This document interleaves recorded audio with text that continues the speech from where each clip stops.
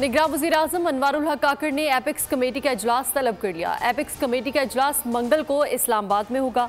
इजलास में national action plan पर पेशरफ्त पर ब्रीफिंग दी जाएगी। इंटेलिजेंस इदारों के सरबराहान अमनो अमान की सूरत हाल पर ब्रीफिंग देंगे।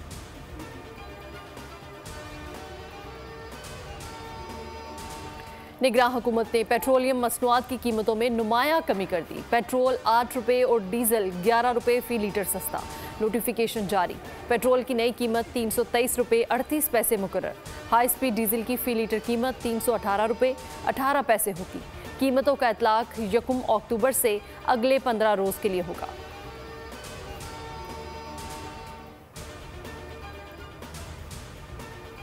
दहशतगर्दों के खात्मे तक चैन से नहीं बैठेंगे। Chief of army staff general Syed Asim Munir का दौरा क्वेटा, मस्तूंग और यौब में होने वाले हालिया दहशतगर्द हमलों के बारे में ब्रीफिंग दी गई।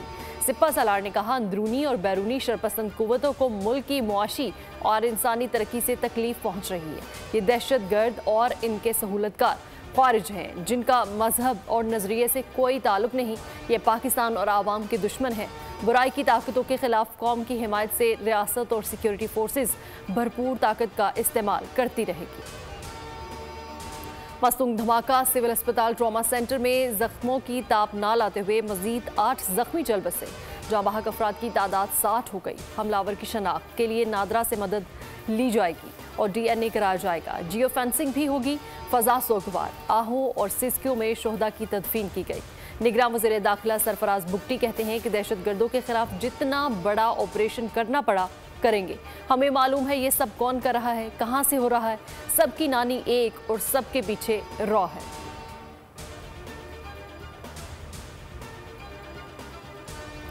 एस्टैब्लिशमेंट से नहीं टकराना, नून लीग के मुशावरती इजलास में फैसला। पार्टी सदर शहबाज शरीफ की ज़ेर सदारत होने वाले इजलास में नवाज शरीफ की वापसी की तैयारियों का जायजा लिया गया।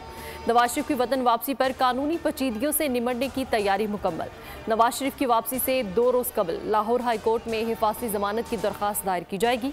जमानत मिलने पर नवाज शरीफ लाहौर में जलसे से खिताब और पीर को इस्लामाबाद हाई कोर्ट में सरेंडर करेंगे। और खैबर पख्तूनख्वा में दहशतगर्दी की नई लहर से सूबे का हर शख्स मुतासिर है। बलूचिस्तान जल रहा है।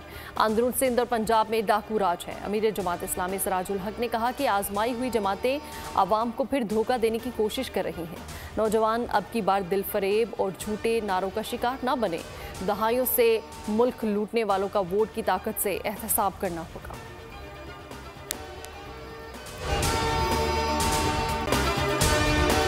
अगर आपको हमारी ये वीडियो पसंद आई है तो हमारे चैनल को सब्सक्राइब करें और बेल आइकन पर क्लिक करें। सब्सक्राइब करें और बेल दबाएं ताकि कोई खबर रह न जाए।